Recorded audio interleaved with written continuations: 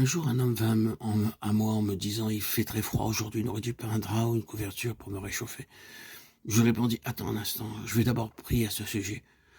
Je priai donc: «Oh Dieu, cet homme a froid, il n'a ni drap ni couverture, que faut-il faire?» Le Seigneur me dit: «Tu as une couverture, donne-la lui.» Alors je dis au Seigneur: «Seigneur, c'est une couverture toute neuve. Il n'y a aucun trou dans cette couverture, elle est entièrement neuve. Comment pourrais-je donner à cet homme cette couverture toute neuve?»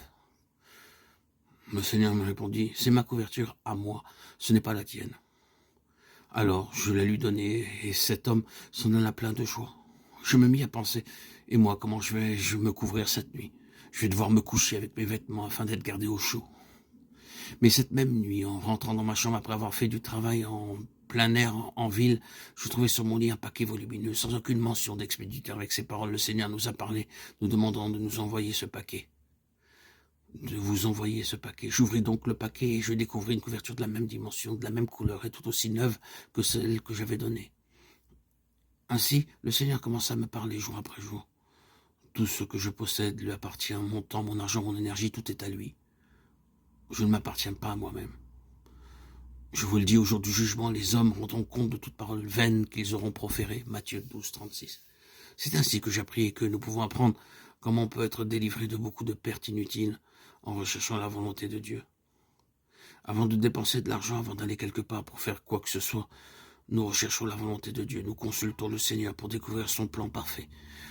Le Seigneur me parle aussi par l'évangile de Jean. Lorsqu'il fut rassasié, il dit à ses disciples: ramassez les morceaux qui restent afin que rien ne se perde. Jean 6, 12.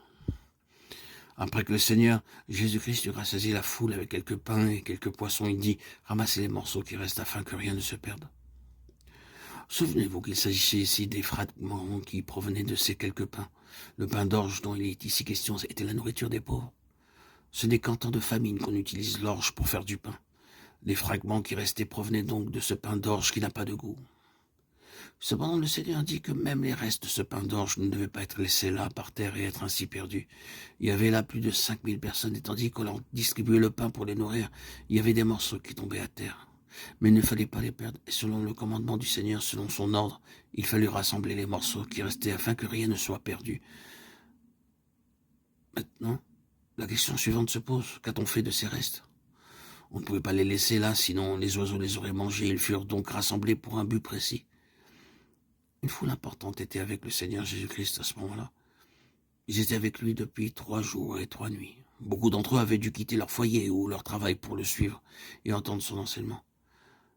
Mais lorsqu'ils rentrèrent chez eux à la maison, ils durent affronter des maris en colère, des épouses en colère, des enfants en colère, des amis ou des voisins en colère. Plusieurs d'entre eux, en rentrant à la maison, durent faire face à des mamans fâchées, à des maris ou des femmes fâchées. Si par exemple, une épouse courroucée disait à son mari: où as-tu été? Où as-tu été pendant ces 3 jours? Je t'avais envoyé acheter du mouton, et où as-tu été? Alors, en guise de réponse, le mari enfonçait simplement un morceau de pain dans la bouche de sa femme.